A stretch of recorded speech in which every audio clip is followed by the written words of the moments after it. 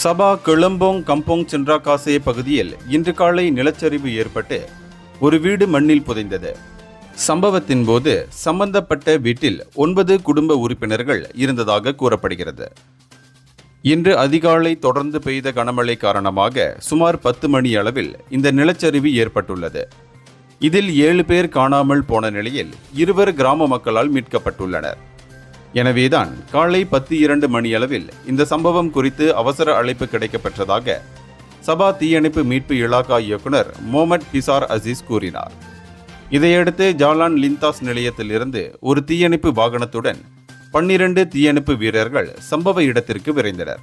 பாதிக்கப்பட்டவர்களில் ஒருவரான அப்துல்லா இடது தொடையில் காயமடைந்து சிகிச்சைக்காக லிக்காஸ் மருத்துவமனைக்கு கொண்டு செல்லப்பட்டார்.